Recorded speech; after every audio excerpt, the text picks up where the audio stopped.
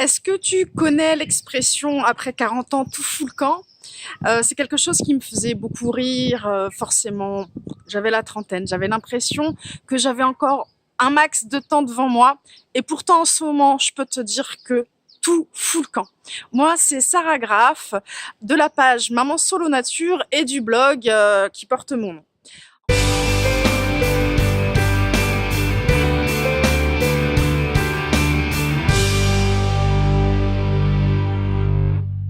En fait, j'avais vraiment très envie de faire une vidéo aujourd'hui. J'ai dû attendre 2 bonnes heures parce qu'en fait, je me suis levée ce matin en lisant quelques articles sur un sujet que tu connais peut-être, la périménopause ou la période avant la ménopause. Et comme en ce moment, ça va pas fort du tout. Bon bah je lis des articles et en fait ce matin, en train de lire ces articles, j'ai ouvert les vannes, voilà. Comme dirait une amie à moi, parfois j'ai envie de pisser, parfois j'ai besoin de pisser, et d'autres fois j'ai besoin de pleurer. Faut que ça sorte. Donc voilà, ce matin, il fallait que ça sorte.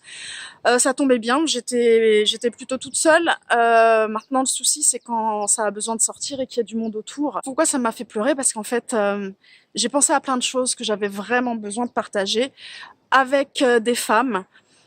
Et pas seulement avec mes amis. Par exemple, d'abord, ce qui m'a frappé, c'est le titre de l'article. Forcément, je cherche des traitements, des solutions au naturel pour lutter contre les symptômes de la préménopause ou périménopause. Les définitions sont pas très claires. Des traitements, voilà, plutôt naturels avec les plantes, avec d'autres solutions. En passant par le corps, en passant par l'esprit, qu'importe, je cherche. Hors de question que je reste comme ça. Et donc là, le titre, c'est « Combattre les petits maux de la ménopause » ou de la préménopause ou de la périménopause. Même les articles scientifiques sont pas tout à fait au clair sur les termes. Je vais parler de ménopause dans cette vidéo pour être clair, en sachant qu'en fait ce sont les symptômes d'avant la ménopause. J'ai passé des années à dire « Ah là là !» en rigolant, hein, vivement la ménopause, parce que pour moi vraiment j'accueillais ça comme une période de calme, de repos, d'arrivée, voilà, de bivouac. Et en fait, il y a cette période avant où c'est le remue-ménage, le bordel. Tu prends la bouteille d'orangina, tu la secoues dans tous les sens. Voilà, donc c'est de ça dont il s'agit dans cette vidéo. Et donc, quand je lis les petits mots de la ménopause, bon là, j'ai le sourire parce que c'est passé, mais en fait, j'ai fondu en larmes. Putain, c'est pas des petits mots.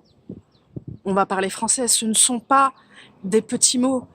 C'est l'enfer, c'est le bordel, c'est des nuits d'affilée et des nuits de merde où tu ne dors pas, des douleurs physiques à chacune de tes articulations, du crâne jusqu'à la cheville, des épaules qui pèsent 3 tonnes, des maux de tête, des migraines incroyables, du stress pour rien, des angoisses pas possibles, une humeur massacrante avec nos proches, ceux qu'on aime le plus qui en sont victimes, une envie de rien. Je suis fatiguée, j'ai envie que ça s'arrête. J'ai plus de force, j'ai plus de vision sur le futur. Tout est difficile, tout est compliqué, tout est douloureux, tout est lourd. Et t'as juste envie que ça cesse. Et je me dis, j'ai que 43 ans. Quand je lis tous les articles, ça dure à peu près 5 ans jusqu'à l'arrêt total des règles. Et là, je te parle pas des désagréments physiques que je préfère largement, avec les retards de règles, donc le syndrome prémenstruel qui dure longtemps, un ventre énorme, des seins comme ça qui font mal, une constipation, bon pareil, des humeurs de merde. Non, c'est pas des petits mots. Moi, je me dis juste, hors de question que ça dure, hors de question que je subisse ça, que je laisse faire. Déjà, c'est tout ça que je lis. enfin que je ressens quand je lis les petits mots de la ménopause. Je me dis, tu te fous de ma gueule. On se fout de notre gueule. On se fout de notre gueule et on nous fait croire que c'est normal de subir ça. Oups là.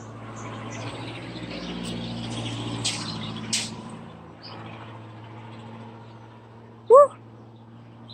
Donc ouais, on se fout de notre gueule, on se fout vraiment de notre gueule en nous faisant croire que c'est anodin, que c'est secondaire, que c'est des trucs de bonne femme. Ah oui, c'est difficile, hein, mais c'est tous les jours. Et il y a un article qui a fait tilt parce que c'est justement ce que je disais hier. J'ai enfin osé en parler à mon compagnon de vie en essayant de lui raconter ce que je ressentais, comment je me sentais, pourquoi c'était pas terrible.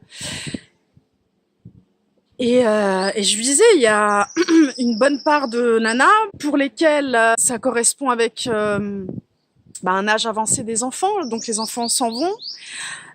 Tu rajoutes le mari qui se barre aussi, une perte d'emploi. Fuck. Et justement, l'article disait ça, que voilà, pour celles qui ont la cinquantaine, un peu plus ou un peu moins, si par malheur la vie te rajoute ça sur la tête, c'est juste la catastrophe. Donc, osons appeler ça une dépression. Ça ressemble vraiment à de la dépression. Après, je vais entendre, c'est des problèmes de riches, tu as un toit, tu as de quoi te nourrir, alors vas-y, ferme ta gueule, nous fais pas chier. Et moi, j'ai juste envie de dire, vas-y, c'est toi, tais-toi, là, je suis pas en état, je vais te défoncer. En fait, je pense que ce qui m'a fait le plus de peine, c'est que je crois que je suis en besoin, là, de solidarité féminine et en incompréhension de ce qui se passe. On est en 2019 et je sais pas, ça fait quand même un petit bout de temps que les générations de femmes se succèdent et pourtant les grands passages de nos vies, on n'est pas main dans la main. Ça me paraît tellement logique que quand chaque jeune fille a ses règles, ce soit un événement pour la communauté, qu'on fête ça dans la joie. On en est encore à dire aux jeunes filles t'as tes règles, t'as compris, maintenant tu fais attention aux garçons. Je sais pas, moi, tous ces événements, une fausse couche, ça pourrait être vécu naturellement si on était là, tout ensemble, à se porter, à se supporter.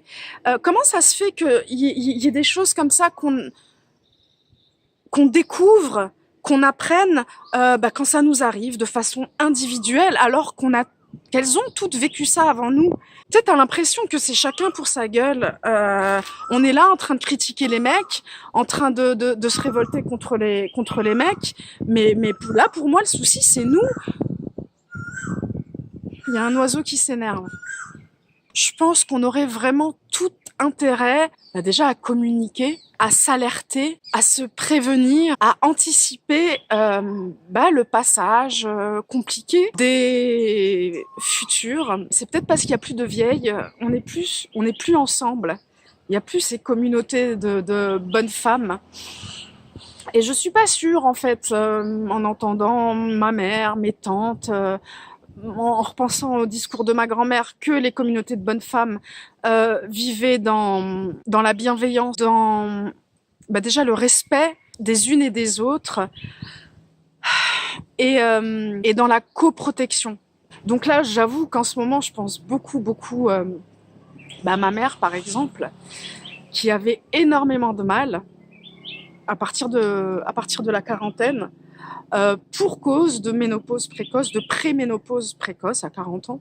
Et puis il y a d'autres mamans. En ce moment, j'ai eu beaucoup de discussions avec des potes à moi, garçons en l'occurrence, qui me racontaient les menaces de suicide de leur mère. Et en fait, on en est là, je pense. Pardon.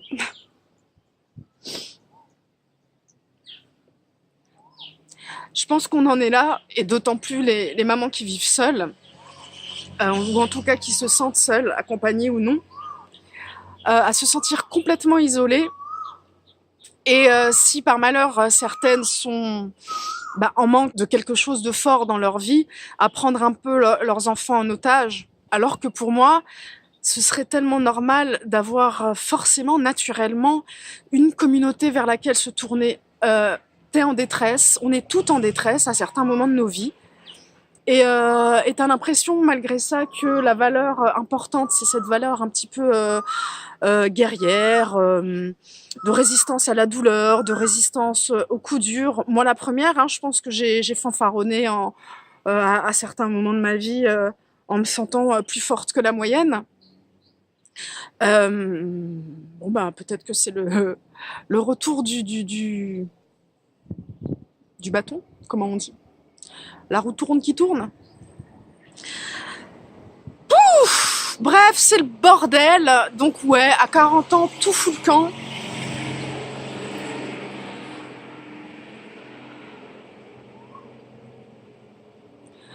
En tout cas, si la merde que je suis en train de décrire, ça te parle, c'est quelque chose que tu vis, quel que soit ton âge d'ailleurs, que tu aies des passages comme ça qui ressemblent à de la dépression, syndrome prémenstruel, pré-ménopause. En tout cas, qu'en tant que bonne femme, t'aies l'impression parfois de devenir folle, de péter un câble. Et que t'en as marre de te sentir seule, que tu sais pas forcément vers qui te tourner. Déjà, je te propose de partager cette vidéo à tes amis parce qu'elles se sentent peut-être également, sans oser le dire, dans cette situation. Un like, un partage, souscris à la chaîne. Faisons en sorte qu'ensemble, on ose parler de tout ça. Trouvons des moyens, Facebook, les réseaux sociaux, ce sont des supports formidables pour faire tout ça. Donc faisons en sorte d'en parler. Arrêtons, punaise, arrêtons de rester chacune dans notre coin.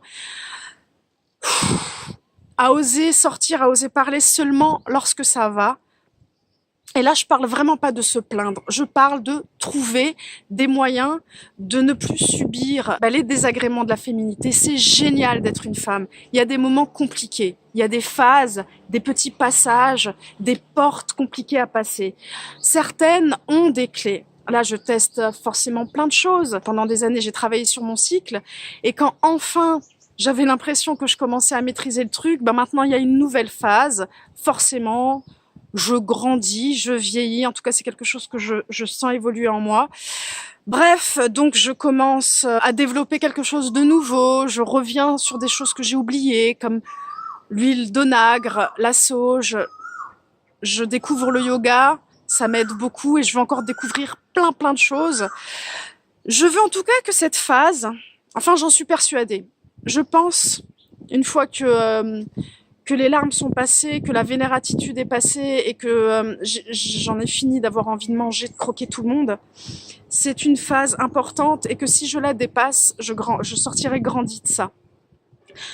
J'ai besoin de faire que mon corps, mes émotions et mon esprit rentrent en alliance. Et je pense que c'est vraiment un challenge, une étape à dépasser qui me permettra d'atteindre ça.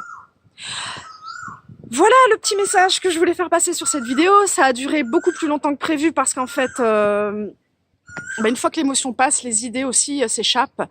Un petit peu compliqué de rester concise, claire. En tout cas, j'espère que ça l'a été. N'hésite pas à m'écrire sous la vidéo, de m'écrire par mail, sur le blog, sur Messenger, qu'importe. Attends, je me mets à l'ombre. Voilà, donc c'était Graf Sarah Graf, en direct de Koh Samui en Thaïlande, où vraiment je devrais me sentir super bien et me la couler douce. Putain, pourtant c'est pas forcément le cas tous les jours. Bref, là je rentre à la maison, je vais me doucher et je file à mon yoga. En tout cas, si tu as des solutions naturelles, zéro chimie, zéro œstrogène de synthèse, partage-les. Partage-les pour moi, mais pour toutes celles qui ont besoin de reprendre pas le contrôle, mais de rentrer à nouveau en alliance avec tout ce qui se passe dans son corps, dans son cœur, dans sa tête. Bon bref, je me tais, je parle trop. Ciao, à bientôt pour une prochaine vidéo. N'oublie pas de t'abonner et de me suivre, ça fait toujours plaisir. Bye bye.